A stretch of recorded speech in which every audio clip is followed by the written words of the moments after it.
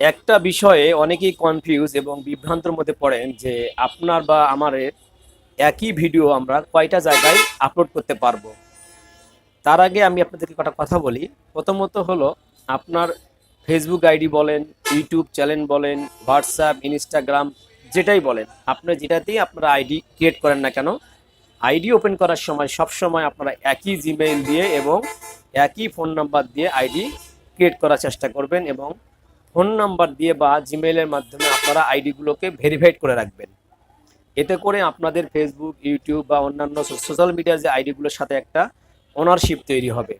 তখন আপনি একই ভিডিও আপনার ফেসবুক পেজেও দিতে পারবেন, আইডিতেও দিতে পারবেন, আপনার ইউটিউব চ্যানেলেও দিতে পারবেন বা অন্যান্য সোশ্যাল মিডিয়াতেও শেয়ার করতে পারবেন। এতে করে কোনো সমস্যা নাই। কারণ আপনি একটা ফেসবুকে পেজ ক্রিয়েট করেছেন, বিভিন্ন মানে আপনি কাজের বান্ধবে আপনারা কাজ করতেছেন, একই ভিডিও যদি আপনি ওই নামেই, আপনি যে নামে ফেসবুকে পেজ ক্রিয়েট করেছেন সেম নামে একটা চ্যানেল আপনারা ইউটিউবে ক্রিয়েট করবেন, সেখানে আপনারা একই ভিডিও সবসময় চেষ্টা করবেন।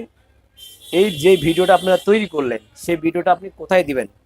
যদি আপনি ইউটিউবে দেওয়ার জন্য ভিডিওটা তৈরি করেন তাহলে সবার আগে ইউটিউবে দিবেন, তারপরে ওটা আপনি ফেসবুক পেজে বা অন্যান্য মিডিয়ায় শেয়ার করবেন। এরপরে আপনি যদি ফেসবুকে মানে আপলোড করার জন্য ভিডিও তৈরি করেন তাহলে সবার আগে ফেসবুকে সেটা আপলোড করবেন, এরপরে আপনারা ইউটিউবে গিয়ে সেটা আপলোড করবেন। এটা মনে রাখবেন যে আপনি ভিডিওটা যেটা তৈরি করতেন সেটা কোন প্ল্যাটফর্মে দেওয়ার জন্য তৈরি করছেন সেটা সবার আগে সেখানে দিবেন।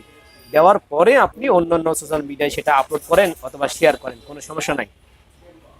আপনি যদি একই জিমেইল দিয়ে ফেসবুক আইডি ওপেন করেন বা ফেসবুক পেজ ক্রিয়েট করেন, ইউটিউব চ্যানেল করেন, তখন একই ভিডিও আপনি সব জায়গায় দিলে কোনো সমস্যা নাই। কারণ সার্ভার তখন আপনাকে ওটা ভেরিফাইড হিসেবে নিয়ে নিবে, কারণ সার্ভার দেখতে পাবে যে এটা একই মালিকের ভিডিও, মানে একই মালিকের যদি ভিডিও হয় তখন কিন্তু কপিরাইট আসবে না। আর যখন আপনি ফেসবুক একটা আইডি দিয়ে ওপেন করছেন, ইউটিউব একটা জিমেইল দিয়ে ওপেন করছেন, তখন কিন্তু আপনি যখন একই ভিডিও দুই জায়গায় দিবেন তখন একটা কনফিউজিং মানে এটা তৈরি হবে সার্ভারের ভিতরে যে এটা তো আলাদা ওনারশিপ, তাহলে তো এটাতে কপিরাইট আসতে পারে।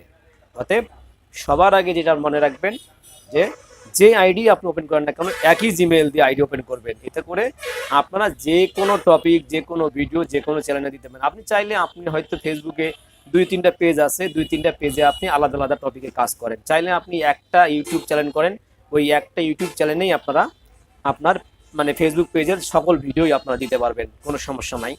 আর সবসময় চেষ্টা করবেন আপনার ফেসবুক পেজ হোক অথবা ইউটিউব চ্যানেল হোক, সবসময় নিজস্ব কন্টেন্ট, নিজস্ব কথা, সব কিছু নিজস্ব ব্যবহার করার চেষ্টা করবেন। যখনই আপনি থার্ড পার্টি, বিশেষ করে অন্য কারো ভিডিও বা আপনার লেখা ছবি যখন আপনারা আপনাদের পেজে বা আপনাদের ইউটিউব চ্যানেলে ওপেন মানে আপনারা আপলোড করবেন, সেই ক্ষেত্রে কিন্তু কপিরাইট আসলে আপনাদের চ্যানেল বা পেজগুলোর ক্ষতি হবে। সবসময় চেষ্টা করবেন নিজস্ব জিনিসগুলোকে ব্যবহার করার, নিজস্ব প্রতিভাকে তুলে ধরার।